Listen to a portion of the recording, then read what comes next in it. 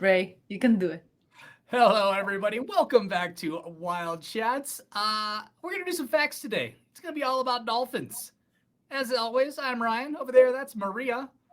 How you doing today, Mar? I'm doing fantastic. It was a lot of fun to do research about dolphins because I went to the beach a couple of days ago and there were tons of dolphins hunting. You can just see them, they're going nuts, and it's just so much fun to watch the pods and their behaviors of hunting. And it's just fascinating. Do you pull So, your one of the you pull your children and your dogs out of the water when the dolphins are hunting? Is that like a thing? You don't, but you probably shouldn't be messing with them anyway. Well, Yeah. I'll get into some facts about that and some superstitions. But right now, one of the coolest things I found, or perhaps the one that shocked me the most, is that dolphins, cetaceans, are called reentrants. And what that means is reentrants are animals that once lived in land and Yep. went back into the ocean, and they looked like wolves. So they're like a wolf-like animal. What is Okay. cool about that is that you still see traces of fur in dolphins. So Yeah, when I babies are born, they're born like with a mustache. uh-huh. I found that. I found that. And Yeah. then they lose it just over time. It just naturally fades away. But that happens a lot. You'll have like human babies that are born with little tails still sometimes, and you get a lot of these leftover things kind of through evolution that every once in a while hangs on after. Mhm. Um, we know how smart dolphins are, and we know their echolocation and their communication, all that good stuff. But I thought what was interesting is they actually have different whistles. Like all dolphins have different whistles, so it's almost like they have their own like voice. Mine is different from Maria's, which is different from someone's accent somewhere else. But they actually even give each other names. And it's not names only within the pod that they understand. If another dolphin that they don't even know whistles their name, they'll still respond. And we do that. If somebody just yells your name in a crowd, you turn around, and then anybody else with your name also turns around, and you get to know how many people in the crowd are named whatever you are. But I just thought that was interesting. And then to the point where they don't even have to be near each other. So it's not like there's even a visual cue that has to do with their names and their communications. They've actually tested it where they allow them to communicate over a telephone. And it appears that the other dolphin on the other end knows who they're talking to, even over the phone, not having a visual contact, which goes along perfectly with they have a specific voice. So you would be able to identify that voice on the other side of the phone. Wow, Yeah. that is so cool. They actually, no, I'm gonna leave that for later. The talking Okay. part. But dolphins truly are incredible. They are super smart, but they are also super healers. They regenerate They're almost like alien-like how smart they are and how fast they regenerate. Um, they have known to survive wounds the size of basketballs.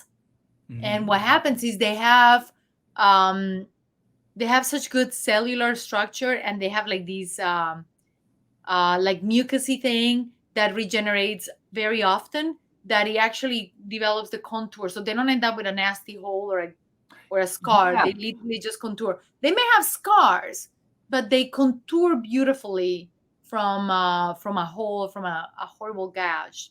I read that. Yeah. Like a shark bite basically there won't be an indent where if a human gets a piece taken out, we can only repair the skin. They actually the roundness of their side will actually redevelop almost like there's an unseen lattice work that it knows to kind of follow when it's repairing the bite. And even cooler than that is if for any reason they're hemorrhaging, which doesn't happen often. They really are incredible. But if they're hemorrhaging, they will literally dive down where their blood vessels get smaller to get constricted. Mhm. So that way they can stem the flow. They can just literally Oh, just interesting. block. They can force clotting and force like their blood cells to interesting. And they're They can only hold their breath for a little bit of time, but they can do it, just go mhm. far down, kind of block it, let the skin start healing, and then keep going. So I don't know who the player and the playee in this relationship is, but we've all seen dolphins like surfing waves and like they know how to have a good time. You throw like balls out and stuff. We had the video in a few episodes back where the beluga whale was fetching balls. Well, whales and dolphins both like to play, and on occasion they play together. And there's been several recorded instances where whales will basically give dolphins rides on their backs. So like dolphins ride whales like we ride horses. They're surfing. Yeah. So that's kind of cool. Oh my gosh, I love that. Mm-hmm. I wonder if they make teams and they start the whales versus the dolphins.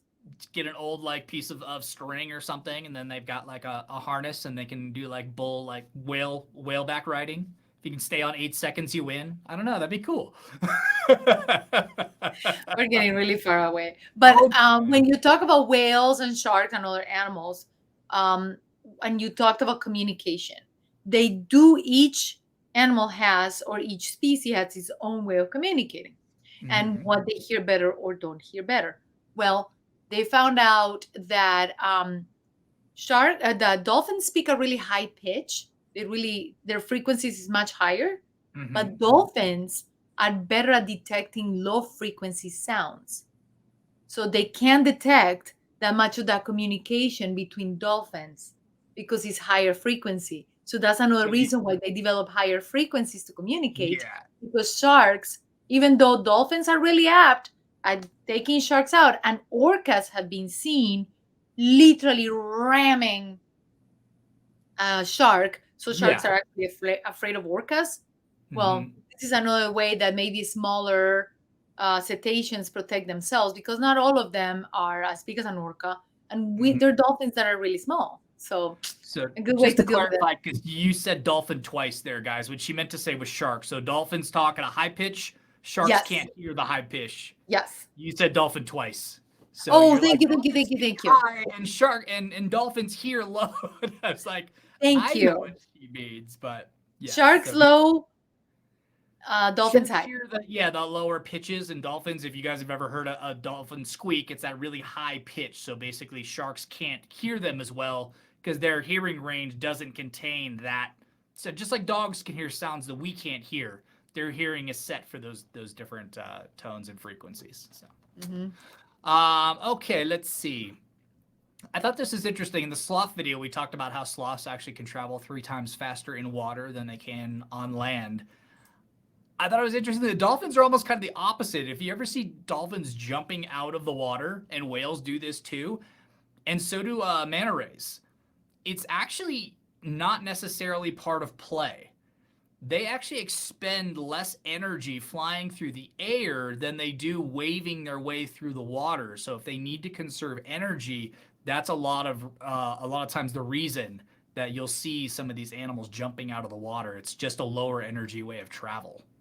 And even other species like cephalopods, in the case of squid, they will actually do that too. We said that in a couple of videos ago, but they also do that to torpedo through the air much faster. But the cool thing about dolphins is they were doing research on why they're so water dynamic.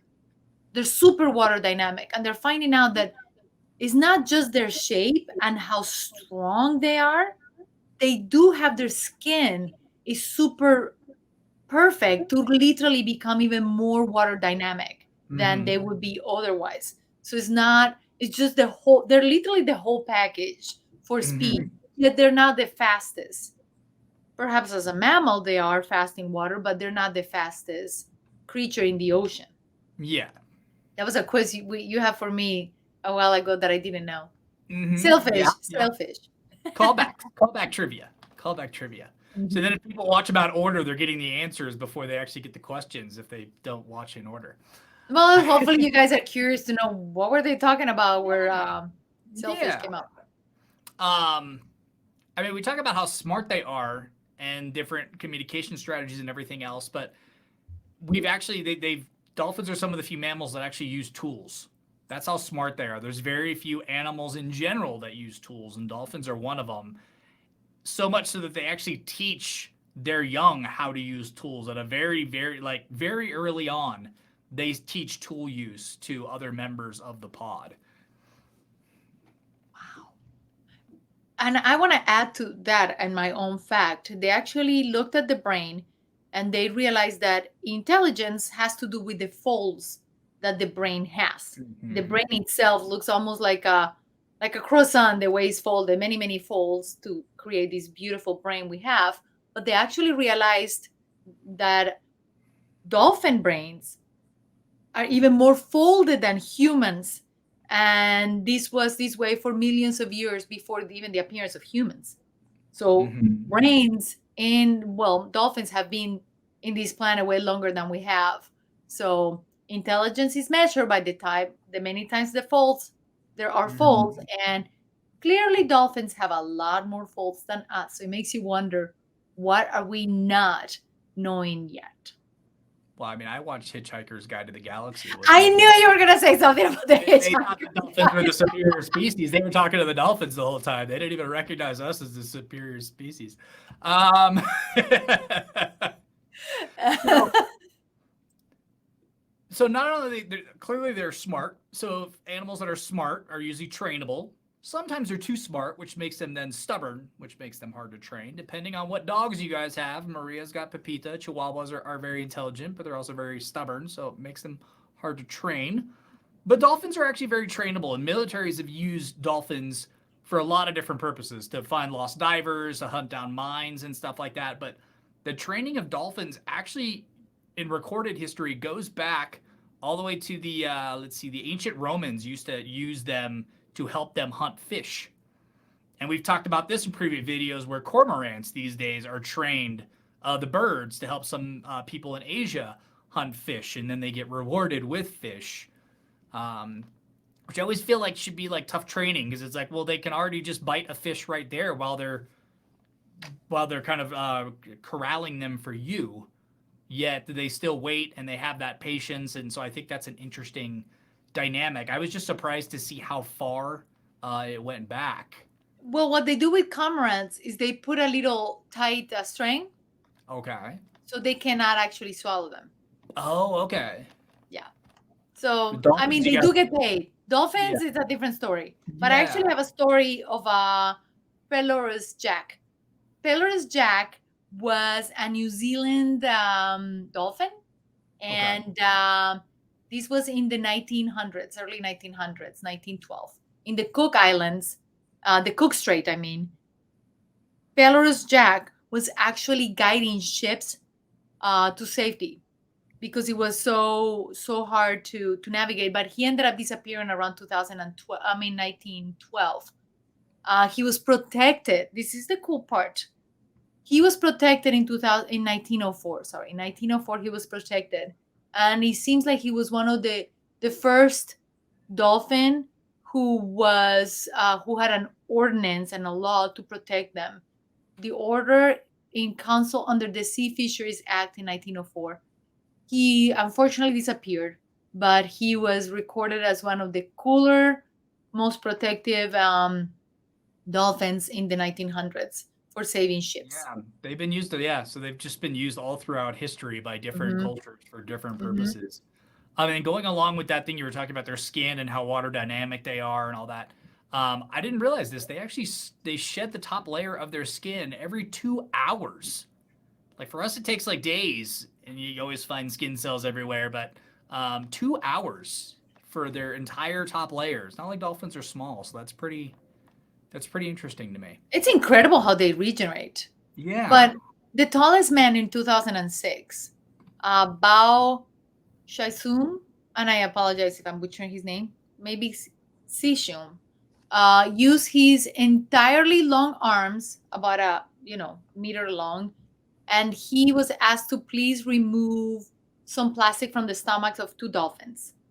And because his arms were so long, he was able to save their lives. And he was called after trainers tried numerous times and they failed. So they asked him, would you please just reach in and get it out? And he did. Mhm. How cool is that? Mm-hmm. And if anybody out there is thinking that sounds a little bit dangerous to stick your arm into a dolphin's mouth, it's actually okay. Dolphins' teeth are actually just used for grasping, not chewing. They Yeah. don't have the jaw muscles to be able to Mm-hmm. chew. So a little bit like crocodiles and alligators. Their muscles going up are much weaker than going, so you have a strength imbalance there. But dolphins, they're really just made to grasp, and then they can swallow. So sticking your arm in really isn't that dangerous. But they still have very sharp little teeth. They still have some sort of something. Yeah. So it's like because it's almost like a beak, basically. It's almost like a beak. And I'm sure they put him on there for safety for the guy sticking his hand down his mouth. But still, or maybe the animal was sedated. I'm sure the animals were sedated. But because I wouldn't allow anybody to just do that. Yeah. Okay. All right. My turn, right? Yeah. Okay. Dolphins, and we've talked about the intelligence and how they have developed their brain. They can shut half of it down when they're sleeping. So what they do is they actually swim in circles. So the eye that is on the outside of the circle is basically activated. But because they have to consciously breathe, they have to train themselves to breathe. When a newborn is coming out tail first from mama, the mom has to like reach out and make sure the baby takes his first breath and train them to breathe. Yeah. So when half of their brain is sleeping, they still know to come out and breathe. Yeah, I mean, we could get by. I mean, it's not that humans have that capability, but you don't need a high thinking level to go need to breathe. No, but they do. They actually do have to. No, I understand, but just having half your brain, it's not like you could do that with 4% of your brain is kind of what I'm saying. Yes. Task. So having half your brain active, that makes sense. Let's see. It makes sense again, guys. Sometimes some of these facts I come across, they're like, should I share them? Because it's obvious, but then you don't ever think about it, so it still ends up interesting to me. That a dolphin's blowhole is actually just a nose that evolved and moved upwards. So we talked about, Maria talked about them being reentrants, where they had moved from the sea to the land and said, I don't like the land, I'm going back to the sea. I think that fits whales also. I think whales are also reentrants. But you said they're related to deer. Okay. In a past video. Sorry, guys. In a past video. But basically within that same theory, so you kind of have evolution to land and then evolution back to water, and through those two transitions, their blowhole basically just moved to the top of their head, and it's just a nose. How bizarre is that? Super bizarre. But we gotta talk about superstitions. Dolphins have tons of superstitions, especially when you start talking about the pink dolphins in the Amazon and the Orinoco basins in South America. They're believed to be human, or the dolphin turns into a human to lure people into the water. That's the simplest explanation. But if you are a fisherman and you follow the weather, dolphins playing is fine weather, or near the shore means the weather will turn windy. So if they're very close to the shore, then you know it could be winding. In turbulent sea or swimming to the north means fine weather is coming. And if it's south, poor weather is coming. So depending on which direction they're going, which I will think it has to do more with the fish that they're trying to get. But whatever. Yeah. But that's what superstitions are. They're kind of, you see, you observe, and then you go from there. I mean, we talked about in the past how they thought that birds used to like hibernate on or hang out on the moon and under the water because they didn't know they were traveling. And then one had an arrow in it, and that's the only way they could figure out, oh, this is the same one. He must, okay. Because the arrow was of African descent, so they could tell that that's where he came from. Yeah, you build stories to describe things that you don't quite know.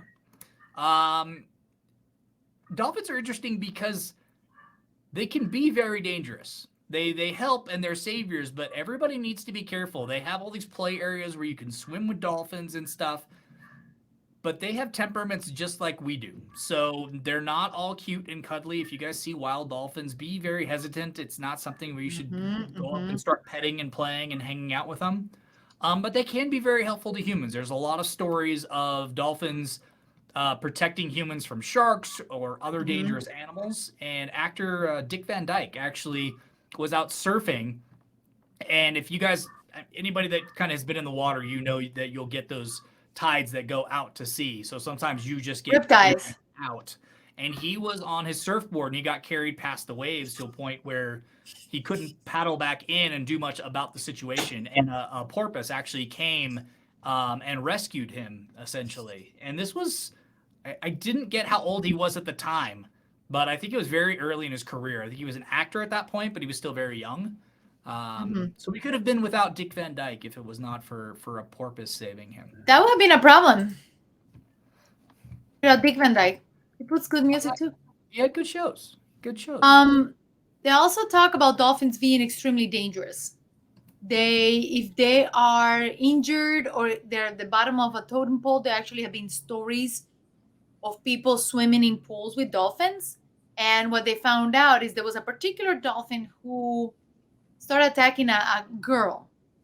And what they found out is that particular dolphin had been bullied by the other dolphins. Mm-hmm. And when that girl got in the water, he took his opportunity to climb the totem pole because he saw her as an equal contender, and he needed to climb the totem pole, so he started attacking the girl. Yep. Very unfortunate, but it does happen.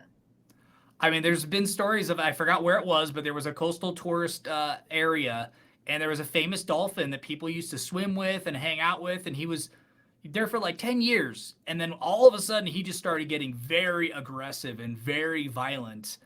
And they think it has something to do with how all the tourists were treating him, because he got more and more comfortable. So they would get closer and they would interact more and more. And then you get, I'm gonna say it, guys, I've been one too. You get drunk idiots that like try to do something stupid or like ride the dolphin or do something that's inappropriate.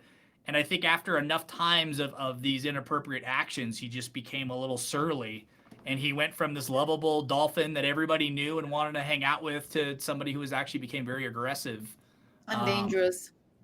Yep. So you never know what you're getting. But You gotta be kind. I mean, honestly, and best technique is stay away. We actually had a video that you in our video podcast of this guy riding the way in a paddleboard, I think it was. yes. And there was a school of, or do you call them school of dolphins? I think it was a pod of dolphins. Pod. School of fish. Sorry. Yeah. Mm-hmm. School of fish chasing probably fish, and a pod of dolphins. Literally, one of them, you can tell, is like aiming to that poor guy and body slams it.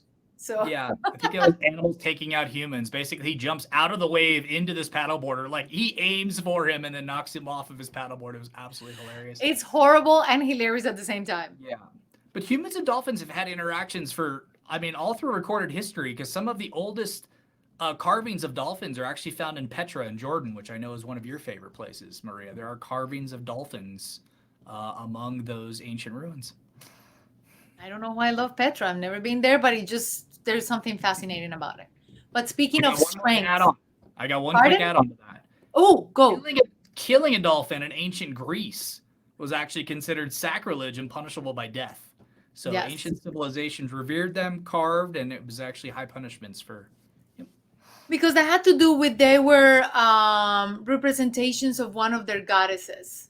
Okay. I can't remember where. I have it somewhere in one of my lists.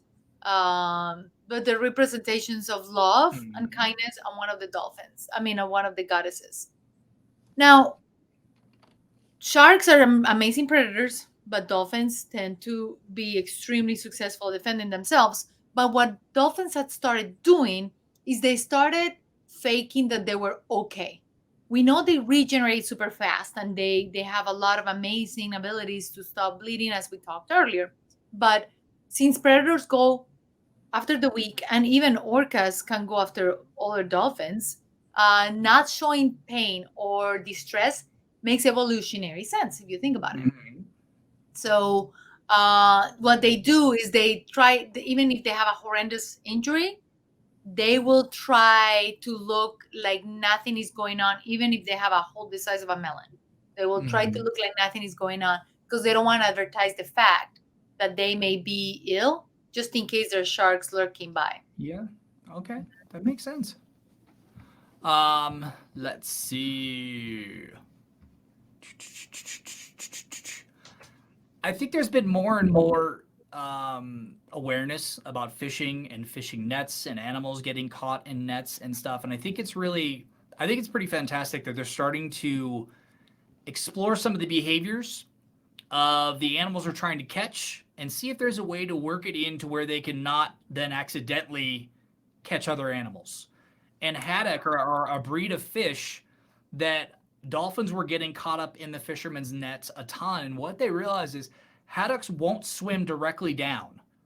So what they started to do in the nets is they would leave an opening at the bottom. So if a dolphin would get caught in the net, it would have a way out because dolphins are willing to swim directly down where haddock fish wouldn't. So even though there's a hole in the net, it doesn't fit the swimming style of the fish they're trying to catch. So dolphins are safe and then they're still able to do the fishing that they're trying to do. And I know there's other examples of stuff like that out there where they're adapting these nets and strategies for what they're catching and what's accidentally getting caught up in it. And I think it's fantastic that we're at least making the effort to try to kind of subvert or circumvent some of these other like incidental catches that aren't meant to be there. Wow. I love how, yes, fishing could be detrimental, but just at like observing the behaviors, because I think dolphins and maybe seals also they will swim down. There a couple of other species that they have found that will swim out of those nets. I keep talking about, this is a really good one. So dolphins, as we've said several times, they're extremely smart, but they actually like to have some fun too. And what they have found is they've seen dolphins playing with pufferfish. And the reason why they play with pufferfish is because they get a little quirky from the neurotoxin that is released. So if a dolphin is really stressed out, they're willing to risk the pokey nature of a pufferfish, and they literally will ram them and play with them. And they will pass it to each other, playing with it, so that they can share that neurotoxin that the pufferfish has, so they can be all chilled. Yeah, and they do it with sponges and stuff too. Like it's basically like playing catch for dolphins, where they're passing either a sponge between them or the fish, or. So let's see. Murray talked about the baby dolphins are actually born tail first, basically. So they back out so then they can go up because they need to get that air. So I thought that was kind of interesting, tail first instead of head first, for that exact reason Maria was talking about. I thought this was interesting. Dolphins' bodies actually adapt to avoid the bends. If you guys know what the bends is, if you dive too fast, too far down, you have to slowly work your way back up or you get air bubbles because of the pressure difference. Super horrible. Yeah. That's what you get. They've got those big metal containers and stuff on ships for diving where you can get your atmospheres down. If you did go up too fast, they can kind of ease you back into it. But their bodies have actually adapted to avoid the bends and forming those air bubbles within their blood. And they can completely collapse their rib cages, forcing the air under pressure out of their lungs into their windpipes, and then the air chambers that lie beneath their blowhole. So it can't build up in their blood if they can get it out of their lungs. So they collapse their rib cage, force all that air out to an area that isn't feeding the blood supply, so it's not adding air bubbles to their blood if they come up too fast. Yep. Talk about incredible and perfect animals and the little mucus in their system to heal and how. Yeah. But what is really cool is you talked about communicating with one another. But usually dolphin pods are about a dozen dolphins. And when there is high abundance of food, pods can actually merge temporarily. They usually keep on to themselves. They can merge temporarily, forming the superpod, which could exceed 1,000 dolphins. 1,000 dolphins if there is a lot of food available. But the cool thing also is, although they have their memberships and their clusters and things like that, it's not necessarily rigid. So if a dolphin, wants to kind of come over, then they will, because they do develop very strong social bonds. So even though they're from different families, they could go and interact with one another.